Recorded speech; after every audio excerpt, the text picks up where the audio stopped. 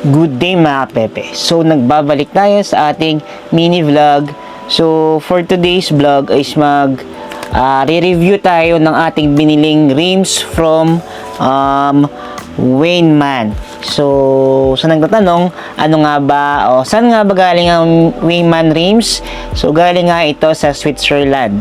So manufactured sa Switzerland, pero somehow meron silang manufacturing company na ngayon sa China. So, ano nga ba itong Weiman rims na nabili natin? So, tubeless ready na nga pala ito mga Pepe. Ibig sabihin, pwede na siya kahit wala na tayong gagamiting interior ng mga gulong. So, ang need mo lang dito pag tubeless rim na yung pinaka rim na binili natin is at least meron tayong bar tape sa loob. So, yung bar tape na yon nagva-varies kung anong size ng rim na binili natin. So, yung Weiman na to is nabili natin sa bike demo sa Pasay recently lang, last 2 weeks ago. So nagkakahalaga nga ito ng 850 each. So pero kung bibili mo siya sa mga shop, maybe the price is 1,100 pataas. So discounted nga to mga Pepe, kaya bumili tayo. So available nga lang na kulay is parang metallic silver. So ayan. So meron din ito sa mga shop. So nabili natin siya sa cycle shop, sama parang ganun yung pangalan nila. Meron yun sa bandang Quiapo, Manila. So ano nga bang specs nitong Weiman?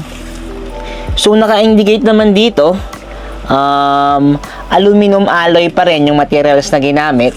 So ang size niya is 28 yung lapad, and 29ers nga pala itong mga Pepe.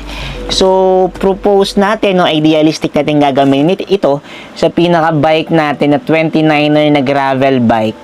So, kaya bumili nga tayo nito para i-replace doon sa may 29er natin na rim ng Sagmit. So, check natin mga Pepe kung okay pa ba yon, o mas maganda natang palit na tayo para mas magaan at tubeless ready na pag nag-isip tayong bumili ng gulong na tubeless na tires na mga Pepe. Ito nga siya mga Pepe pag close up view ng ating rim set. So Weiman yung brand as explained kanina. So 28 yung lapad nito, 28, same as pang 29er.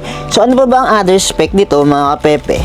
So as indicated, meron na itong alloy, aluminum na materials na ginamit during construction, as double wall na rin siya na advantages sa mga naka-disc brake mga Pepe. So yung mga ilalim naman niya, yung mga pasukan ng spokes is parang integrated na rin siya.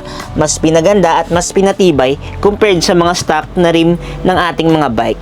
Sa aftermarket ng mga rim, idealistic, ang pinakamaganda sa mga review is the Weiman as of now. So, bukod sa mga mamahalin, so entry level na rim set na pinaka-okay as of today is the Weiman, no? So, i-bike review na lang natin at rim review kung sakaling na-install na siya sa pinaka-bike setup natin mga Pepe na gravel bike. So, update ko kayo kung mas maganda ba ang performance, mas gumaan, at mga advantages ng Weiman rim compared sa other rim na aftermarket ngayon. So yun lang ang mga Pepe. Sana support nyo pa rin ang ating mini vlog at unboxing sa mga bike parts and other parts na ating ino-open sa channel na to. Let's go mga Pepe!